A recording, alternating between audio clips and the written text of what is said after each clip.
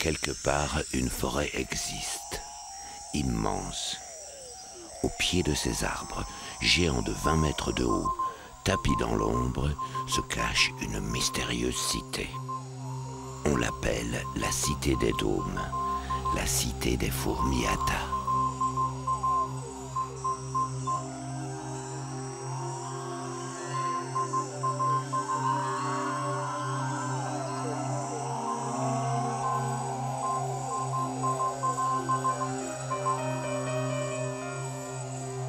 La cité des dômes s'érige en véritable empire, avec ses routes sillonnées par des milliers de créatures qui convergent vers la cité. Une présence habite donc cette cathédrale de plantes. Une présence presque invisible, l'intelligence d'une société. Elle est à la fois chaotique et organisée. Certains individus vont et viennent sans but apparent, alors que le plus grand nombre accomplit des travaux extrêmement précis.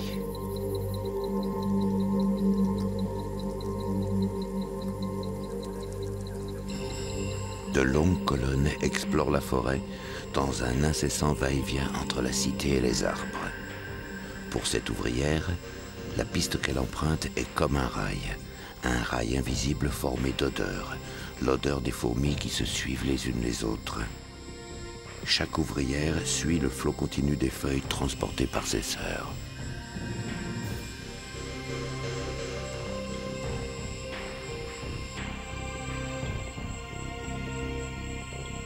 La cité des dômes fait partie d'une véritable civilisation, vieille de plus de 1 milliard d'années. C'est la première civilisation sur Terre qui ait inventé l'agriculture. Dans la cité, elles sont 800 000 fourmis à se nourrir d'une denrée infiniment précieuse, le champignon qu'elles cultivent sur un terreau de feuilles.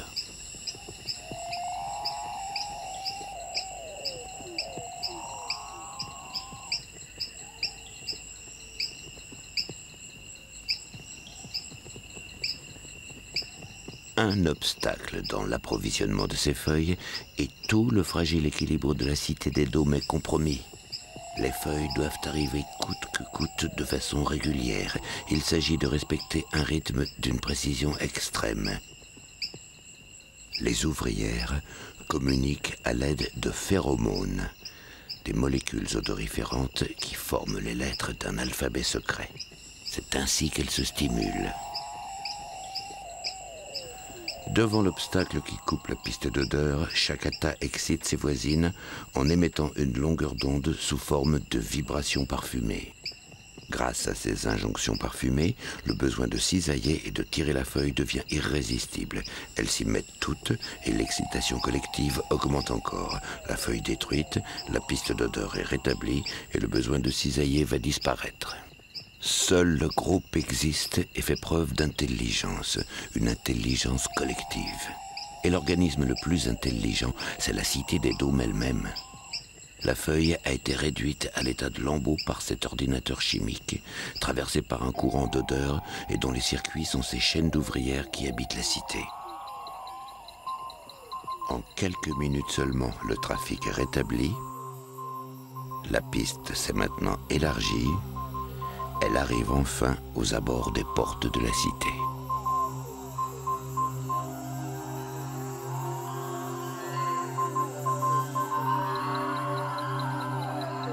Les dômes de la cité se dressent comme des tours de Babel sur plusieurs centaines de mètres carrés. Des soldats contrôlent toutes les entrées et les sorties. Tout intrus suspect serait immédiatement détecté et mis en pièces par leurs mandibules aussi tranchantes que des lames de rasoir.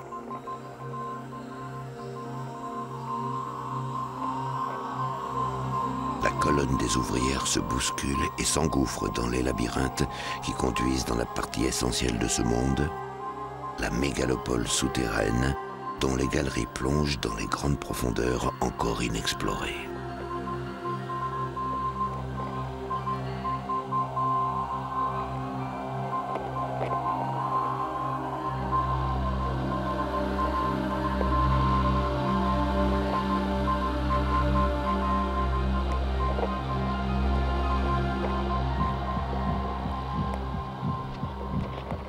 y a des chambres, des tunnels, des croisements et encore des chambres. Un dédale dont aucun habitant ne connaît les plans. Fondée il y a plus de 6 ans, la ville des Ata n'a pas d'architecte. Elle est l'œuvre de cette intelligence collective. Comme dans une légende, un jour, la reine venue du ciel s'est posée au sol et a pondu son premier œuf, puis des centaines de milliers d'œufs. C'est elle qui a créé son propre peuple et son empire. Les ouvrières sont toutes les filles de la reine. Elles sont les plus nombreuses. La cité des dômes ne leur permet pas de se reproduire. La reine a aussi donné vie à ses propres soldats, 10 fois plus gros que les ouvrières.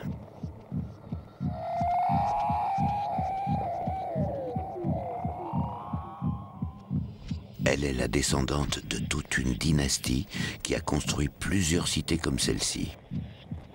Avant de s'envoler pour s'accoupler et fonder sa propre cité, la reine a emporté avec elle un petit bout de champignon qu'elle a tenu sous son abdomen. Les ouvrières ne sont pas fertiles et ne peuvent pas voler. L'espoir de voir naître de nouvelles cités repose alors sur les fourmis ailées qui se tiennent sous l'un des dômes principaux. Ce sont des mâles et de futures reines. Des princes et princesses destinés à se reproduire en s'envolant comme la reine l'a fait avant eux. Les ailes sont la marque de leur privilège. Comme la reine, ils ont droit aux soins particuliers des ouvrières qui les nettoient et déposent pour eux des stocks du précieux champignon. La cité des dômes est une cité à l'organisation sans faille, une horloge souple, bien huilée, dont les rouages s'adaptent constamment aux circonstances. Une cité qui vit à plein régime, 24 heures sur 24.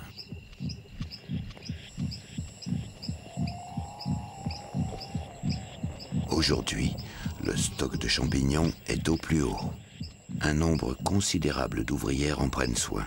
Elles le secouent pour l'aérer, elles l'effilochent pour assurer sa croissance.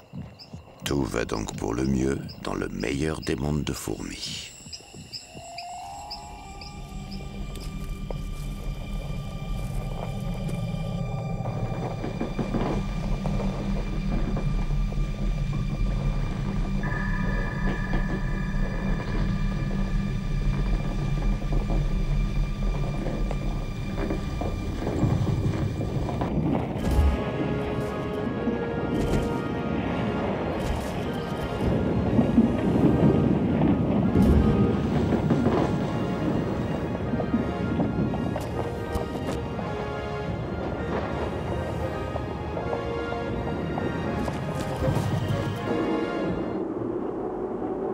Les dômes, friables, se sont écroulés en plusieurs endroits. Les pas du géant ont provoqué l'effondrement de galeries et l'éboulement d'au moins 3 chambres, et non des moindres. Celle de la reine, celle des nymphes qui ont un besoin vital de se tenir à l'abri de la lumière, et celle de l'un des dômes principaux.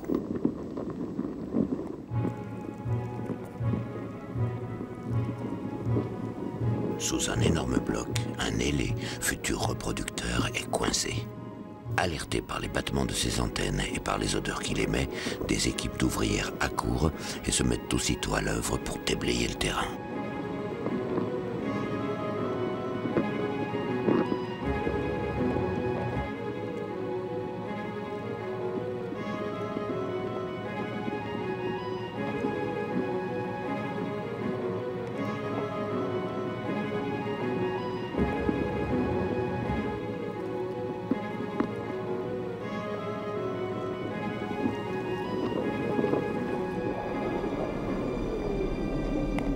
Dans sa chambre, la reine est asphyxiée par une fine poussière qui envahit insidieusement la salle éventrée, aveuglée par la lumière du jour. Elle qui n'a pas vu le soleil depuis qu'elle a fondé la cité et que les ouvrières ont construit autour d'elle chambres, galeries et dômes. Elle fuit pour rejoindre une autre partie de la cité qui serait restée intacte. Elle entreprend seule un long périple dans les galeries dévastées. Les parois fragilisées manquent à tout instant de céder. la disparition de la reine signerait l'arrêt de mort de l'Empire tout entier. Plus de naissances, plus d'ouvrières récolteuses, plus de soldats, plus de reproducteurs. La cité des Dômes serait condamnée à mourir en une lente agonie.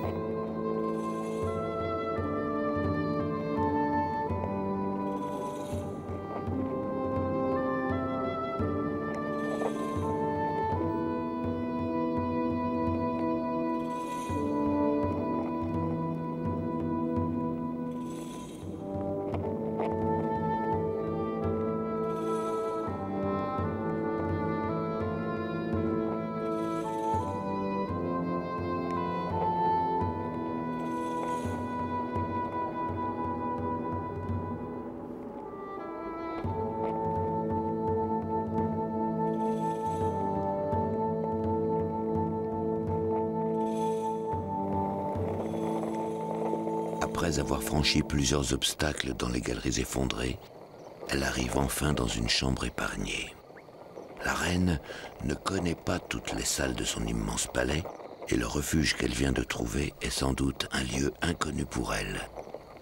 Dès qu'elle arrive, des ouvrières s'activent déjà et nettoient cette reine qu'elles n'ont sans doute jamais vue. La reine doit être d'une propreté impeccable, sa vie en dépend. Il ne faut pas qu'elle puisse être contaminée par des germes ou des bactéries malignes. Les odeurs qu'elle émet stimulent automatiquement les ouvrières autour d'elle.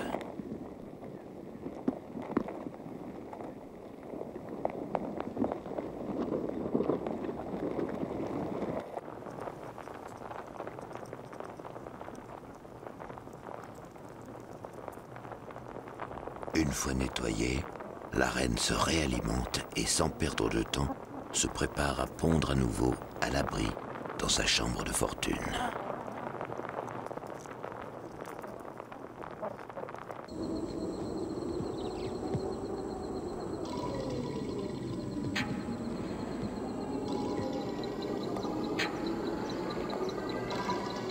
Dans une galerie, plus haut, des ouvrières se sont déjà attelées comme de véritables terrassières à la reconstruction de la salle des nymphes. Mais il faut faire vite, très vite. Entre les œufs et les nouveau-nés, la nymphe est une momie qui contient un futur ouvrier, un futur soldat ou une future reine. La présence des nymphes à l'air libre fait planer un lourd danger sur les Atas. Ce sont des proies très convoitées par les prédateurs. Leur odeur pourrait les attirer en nombre vers la cité. Une véritable course contre la montre s'engage. Les nymphes très fragiles doivent être tenues à température constante. Or, l'air qui s'engouffre par la faille béante les menace maintenant.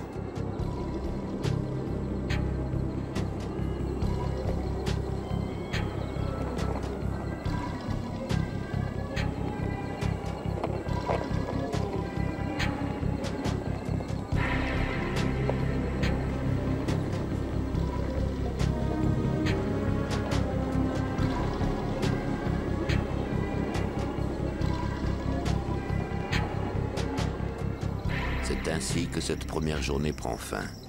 L'obscurité ne gêne pas les habitants de la cité. Les arbres vont continuer à être impitoyablement dépouillés de leurs feuilles pour le plus grand bien des fourmis Atas.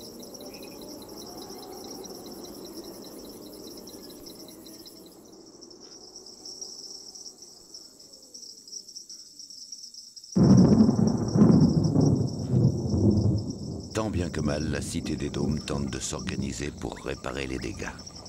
Quelques heures de tranquillité suffiraient pour que tout revienne à la normale.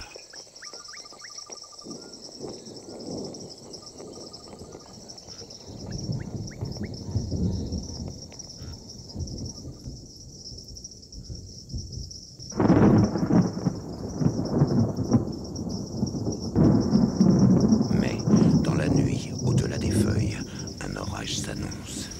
Les gouttes vont tomber comme des obus.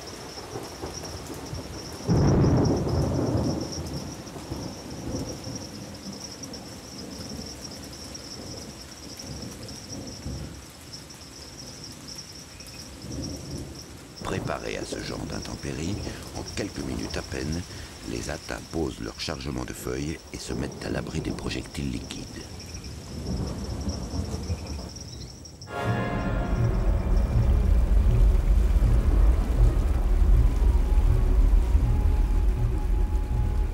Dans la cité même, malgré tous les efforts des ouvrières terrassières, le plafond détruit de la salle des nymphes laisse entrer beaucoup trop d'eau. Sous la pression, le plafond s'effondre de nouveau. Les galeries se transforment en torrents. Le flot envahit tout et jaillit dans les chambres. Le raz-de-marée détruit tout sur son passage. Une vague déferlante submerge les galeries. C'est l'hécatombe.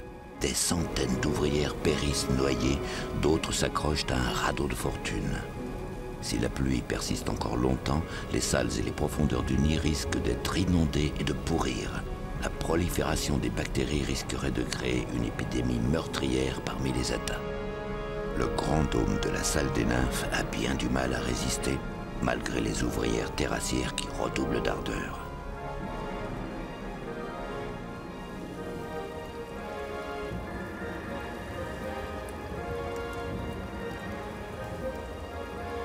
Le niveau de l'eau commence à monter inexorablement et finit par envahir la chambre dans laquelle la reine s'est réfugiée.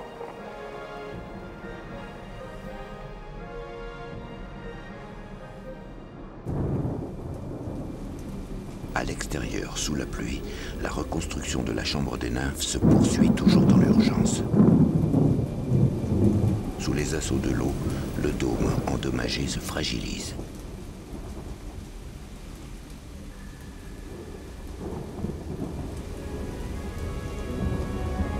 Un piège mortel continue de se refermer sur la reine. L'eau noie toutes les galeries d'accès à la chambre. La reine est bloquée. Si le niveau de l'eau continue à monter, la reine est perdue. L'eau la submerge. Combien de temps va-t-elle résister? Dehors, la pluie semble vouloir s'arrêter. L'orage s'apaise et une éclaircie apparaît.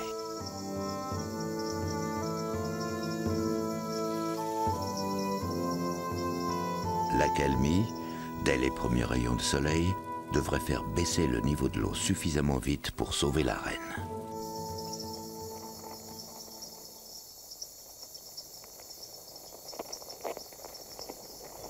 En moins d'une heure, le travail de reconstruction des ouvrières a déjà repris.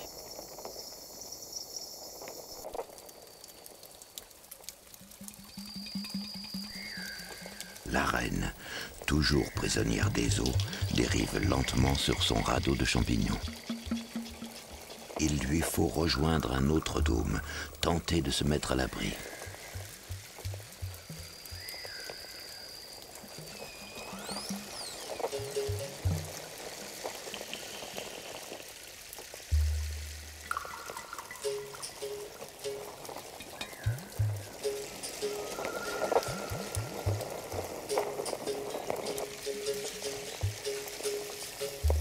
Le champignon flotte toujours.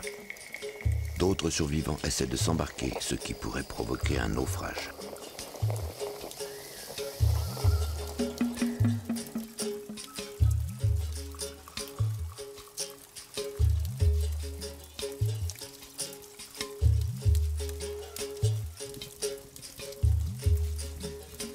Au terme d'une longue dérive, la reine parvient saine et sauve à rejoindre une chambre épargnée par les eaux. Le champignon a tenu ses promesses, élément vital de toute la cité, il lui aura sauvé la vie par sa résistance à l'eau.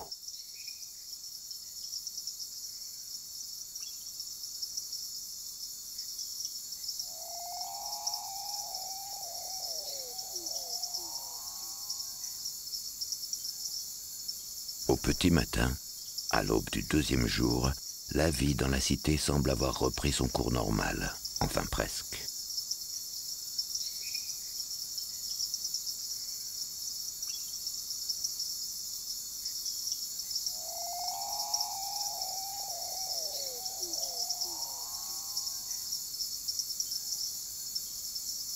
Avec l'aurore, l'humidité s'élève, une brume opaque recouvre la forêt.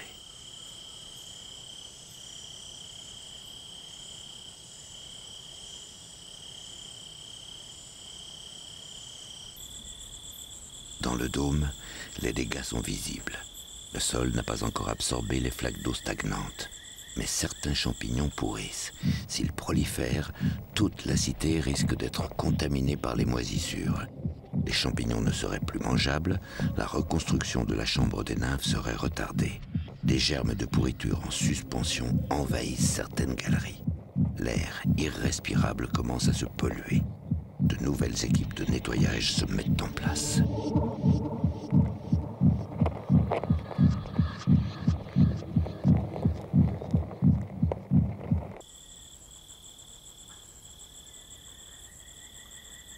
Les ouvrières trient les champignons, évacuent ceux qui sont malsains, les autres sont transportés en grande hâte dans une chambre sèche.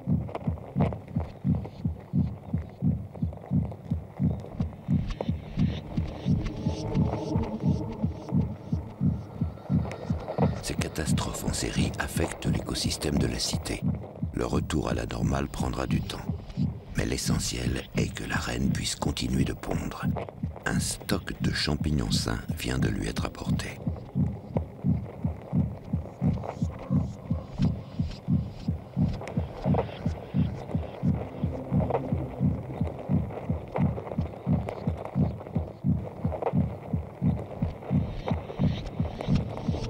Dans ce milieu du deuxième jour, tout paraît calme. La cité n'a pas encore détecté un autre danger qui la menace. Non loin de là, dans la zone interdite, une zone dangereuse, hors du territoire des Atta, une civilisation rivale vient de s'installer et a élu comme base les entrailles d'un arbre mort. Il s'agit des Essitons. Des centaines de milliers de fourmis nomades guerrières s'y sont rassemblées depuis 2 jours. Rien à voir avec les Atta. Ces fourmis pacifiques et végétariennes, non. La civilisation des Essitons est basée sur la chasse, la guerre et le pillage. Les colonnes d'Essitons parcourent sans arrêt la forêt dans toutes les directions. Elles cherchent des proies qu'elles ramèneront à leur campement pour les y dévorer.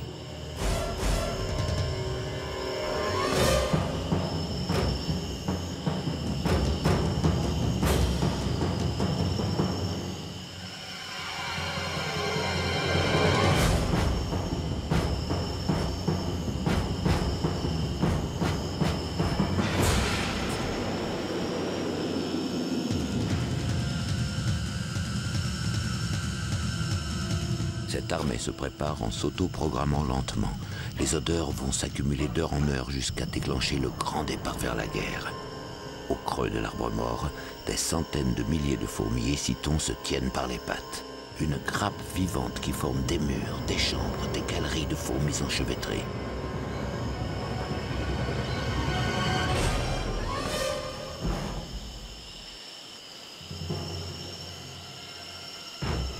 Au cœur de la grappe se trouve la reine. La sécurité du bivouac est assurée par les soldats au casque blanc. Les ouvrières au corps noir ne sont pas moins dangereuses.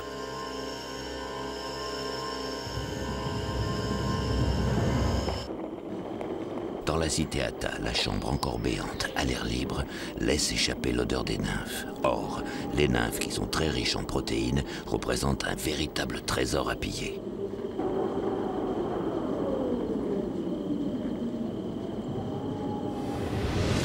Au même moment, dans la cité des Dômes, un nouveau soldat fait ses premiers pas. Comme un robot, il est programmé pour se battre à mort dès que des odeurs d'alerte lui en intimeront l'ordre. En moins d'1 heure, il va devenir complètement autonome.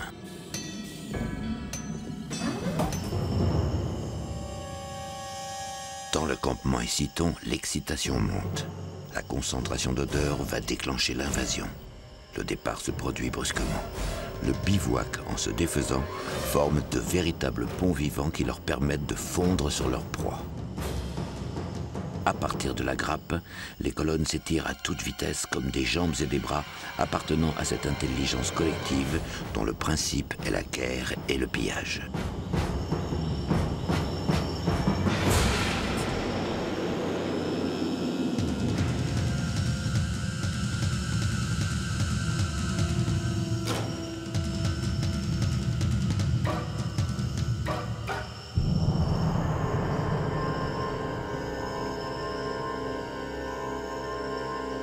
les Essitons se lancent dans une battue, ratissant la forêt de fond en comble et se rapprochent dangereusement de la cité des Atas.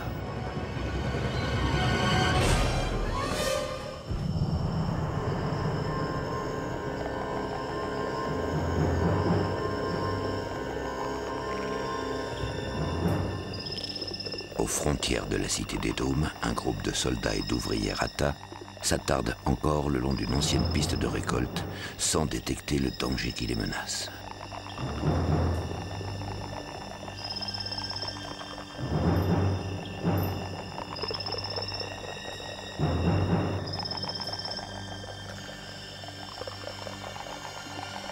Sur leur parcours de chasse, une colonne d'Essitons traverse par hasard la feuille d'un arbre anciennement exploité.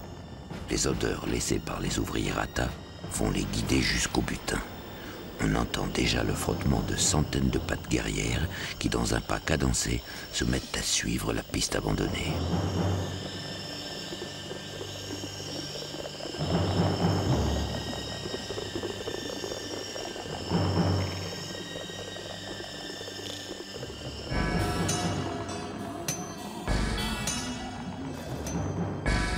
Au cœur de la cité des Atas, les soldats n'ont pas encore détecté l'invasion. Le jeune soldat Ata, né quelques heures auparavant, se mue lentement en cyborg, armé de 2 puissantes mandibules et d'un crâne lourd dont le poids permet de porter des coups foudroyants. Sa forme même révèle la machine de guerre.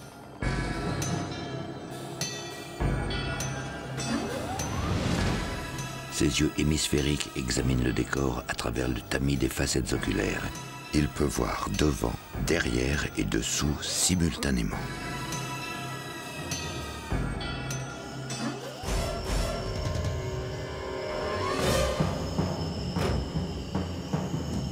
Les Essitons ont détecté l'odeur des nymphes qui planent depuis le dôme éventré.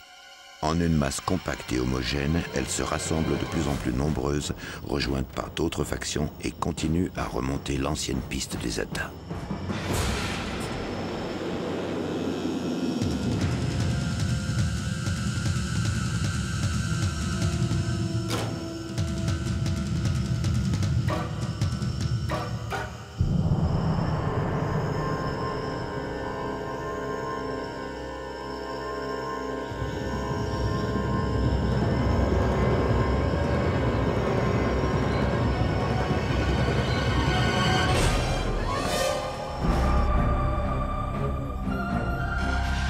Au terme de leur course, elles atteignent l'entrée d'un des dômes périphériques.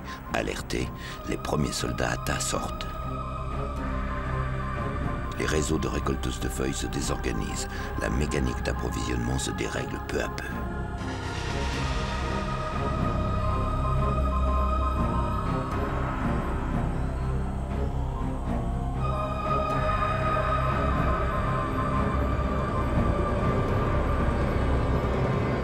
Plus nombreuses, les colonnes d'Essitons prennent le dessus et envahissent les dômes. Une invasion diaboliquement précise et irréversible.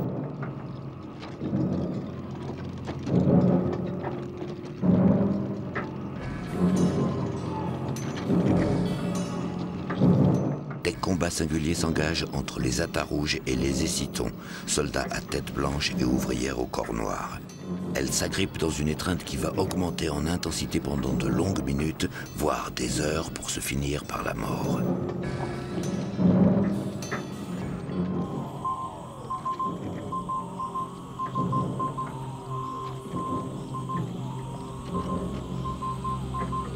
Une colonne d'Essitons s'engouffre déjà dans les galeries souterraines à la recherche du trésor, les nymphes.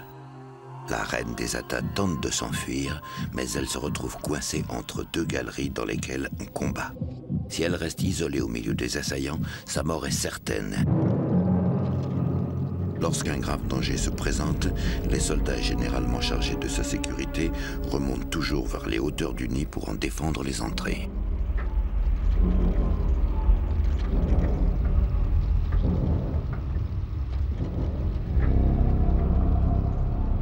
Excités à l'extrême, aucun des combattants ne lâche prise. Le soldat Essiton est plus petit que l'Ata, mais son arme est différente. En plus de ses mandibules, son dard empoisonné paralyse l'adversaire.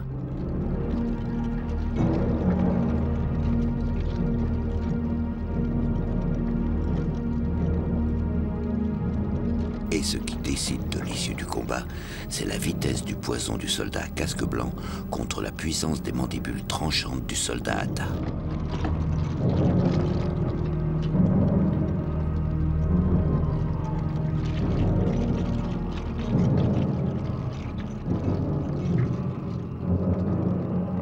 Vitesse contre puissance, c'est le principe même de cette guerre. Dans les grandes salles, les odeurs d'alerte et d'agressivité s'accumulent. C'est une réaction en chaîne incontrôlable qui débouche sur une guerre totale.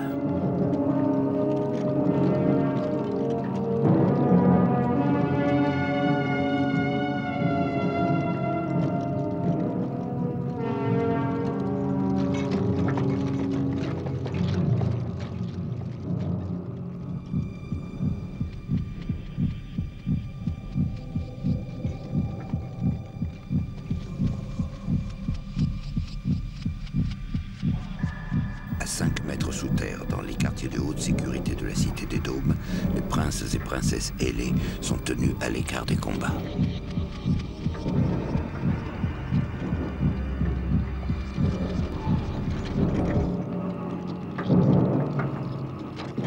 Les combats atteignent maintenant leur plénitude. Les deux fourmilières, Cité des Dômes contre Grappe et Citon, sont les véritables intelligences de cette guerre dans laquelle les fourmis ne sont que des automates.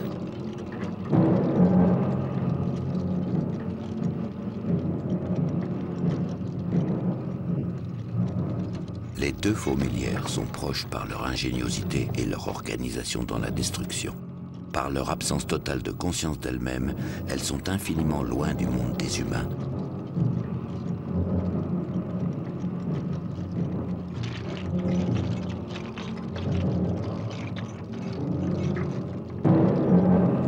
Quelques soldats, stimulés par les odeurs de détresse émises par la reine toujours bloquée entre les deux galeries, délaissent les combats pour la rejoindre.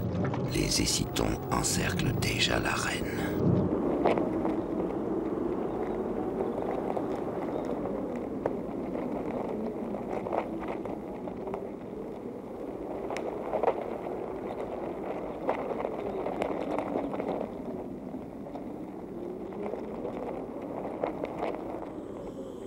À la tombée de la nuit, les Essitons atteignent la chambre des nymphes qui n'est toujours pas reconstruite. Ce sont les proies les plus rentables lors d'un tel pillage. Aussitôt alertés, les ouvriers Hata tentent d'amener les nymphes directement à l'abri dans les chambres souterraines. Le seul moyen est de traverser une grande plaine pour retrouver une piste odoriférante qui les conduira plus loin sous terre. Une plaine mortelle. Le voyage est meurtrier. Pour une nymphe évacuée, des dizaines vont périr avec leur escorte. Les Essitons, stimulés par le mouvement des nymphes, se jettent sur leur proie avec férocité. Il s'agit pour eux de ramener le plus de nourriture possible au campement. Mais les Hata ne lâchent pas prise.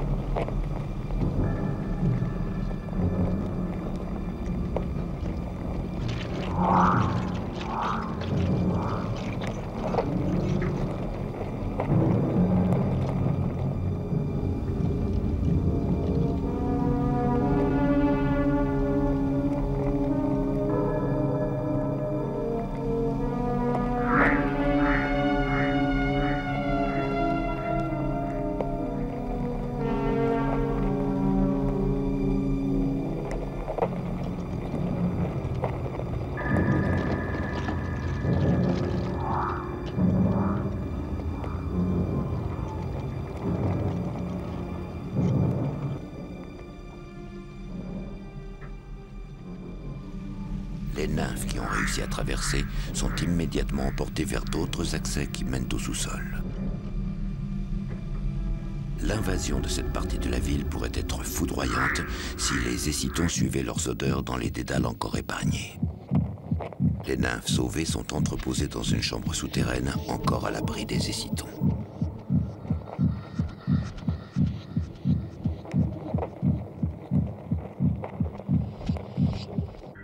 Pour les Essitons, la nymphe est la proie idéale. Légère, facilement transportable, elle ne peut pas se défendre. Une proie totalement adaptée à une razzia où la vitesse d'exécution est essentielle.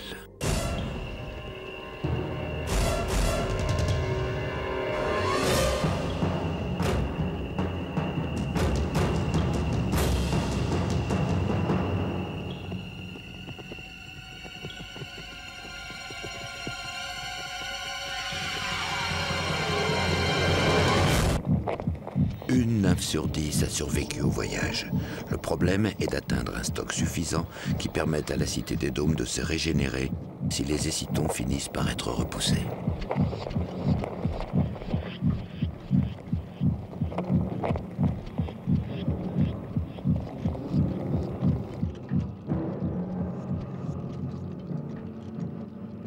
L'issue de cette guerre tient à la capacité des Essitons à fournir encore et encore des hordes de combattants jusqu'à épuisement des soldats Hata.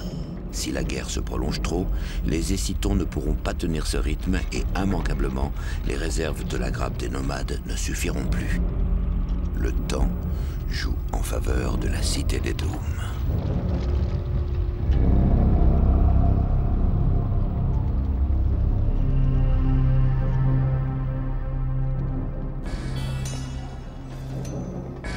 Sous le dôme principal, le soldat robot est devenu complètement adulte et il va réaliser enfin l'intégralité de son programme de combat.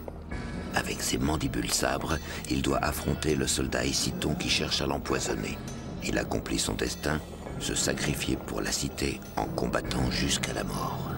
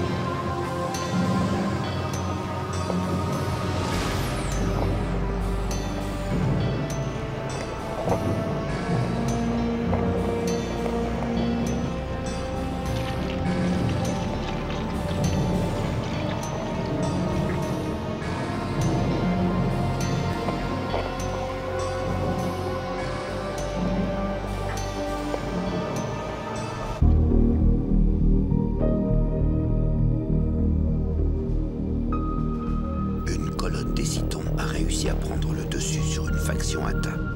Elle s'enfonce dans les galeries souterraines encore inviolées, attirée par le parfum des adultes ailés qui se trouvent encore protégés quelques mètres sous terre. 80% des galeries souterraines sont maintenant envahies par les Essitons.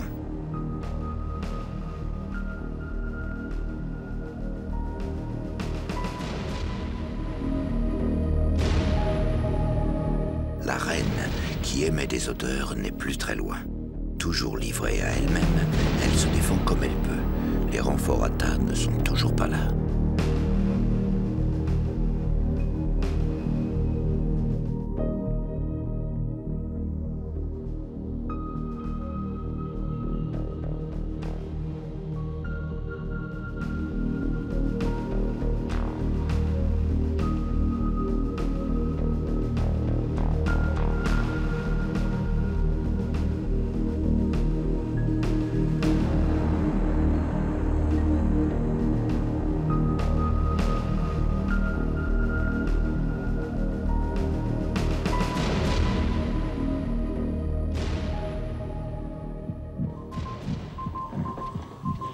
La situation semble critique, d'autant que les odeurs qu'elle émet signalent sa présence à la colonne des Essitons qui arrive maintenant de tous côtés.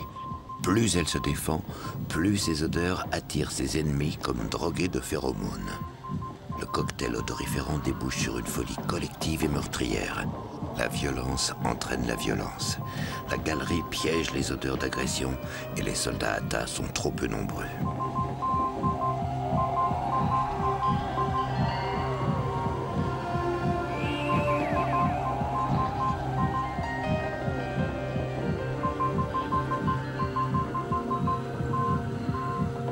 Un Essiton au dard empoisonné s'est approché de la reine.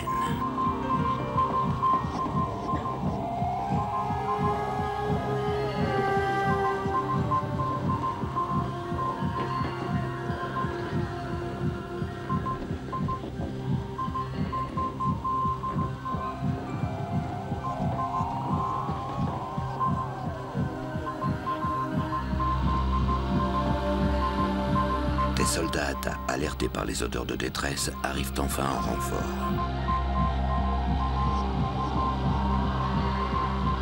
In extremis, un soldat monte sur la reine pour la délivrer de l'Essiton qui va la piquer.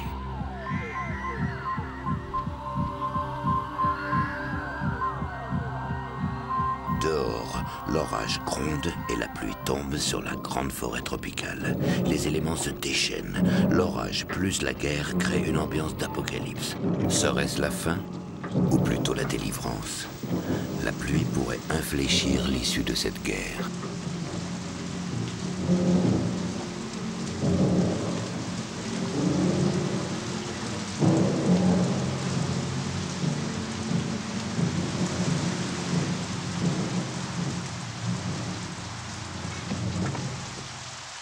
Au sol, l'eau disperse les pistes d'odeur des colonnes nomades des Essitons qui se fragmentent. Celles qui allaient porter le fruit de leur razzia au bivouac ne peuvent plus revenir.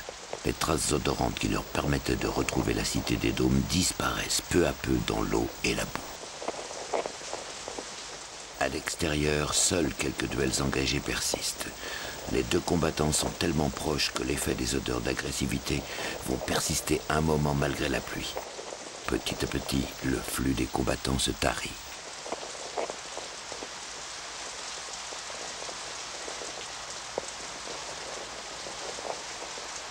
Le cerveau collectif des Essitons se dérègle peu à peu avec la pluie.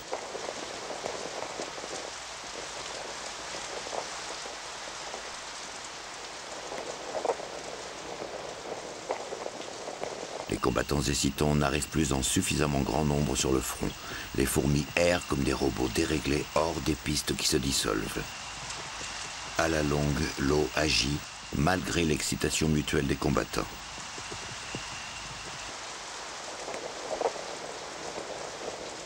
Peu à peu, les combats extérieurs s'arrêtent. Des Essitons isolés continuent les combats dans les galeries où la pluie n'a pas dispersé les odeurs d'agression. La reine Hata et sa garde rapprochée achèvent les derniers assaillants. Après des heures d'une guerre meurtrière, la bataille prend fin. On évacue les cadavres. Qui donne un tel ordre? Ce n'est évidemment pas la reine. Encore l'intelligence collective de la cité des dômes qui se régule elle-même. Les gardes ramassent les morceaux et les jettent dans le dépotoir de la cité.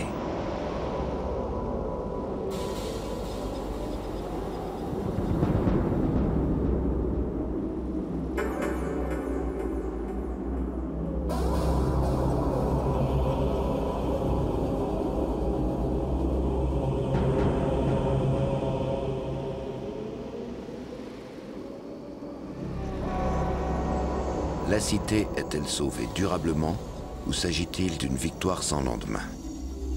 Les Hata ont remporté la bataille, mais à quel prix?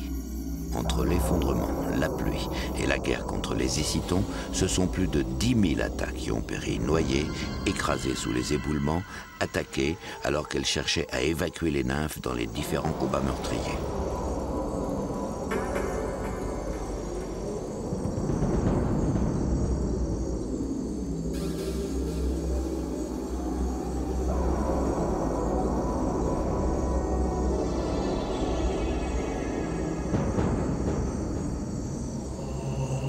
Le stock des nymphes est lui-même détruit aux 3/4.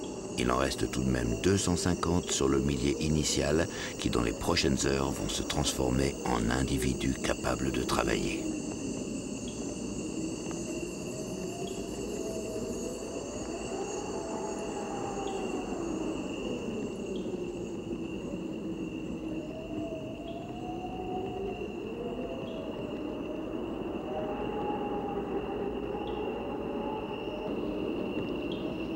Mais l'essentiel est conservé. Et l'ère de la reconstruction peut commencer, à moins que le destin ne s'acharne encore. La reine est saine et sauve. Elle va pouvoir fournir à la cité de nouveaux soldats pour la défendre et de nouvelles ouvrières pour la ravitailler et la reconstruire.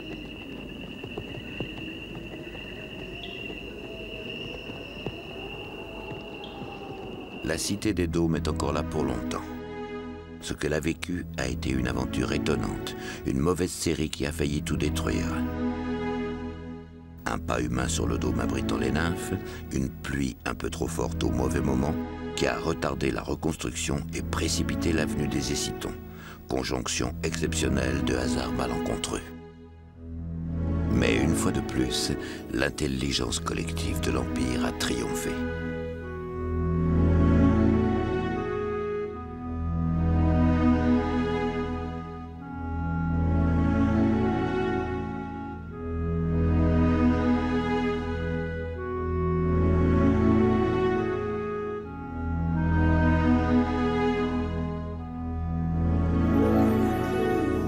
De ces nymphes sarcophages sortiront non seulement des soldats et des ouvrières, mais aussi de futures reines qui, à leur tour, iront pondre au cœur de la forêt et fonder de nouveaux empires.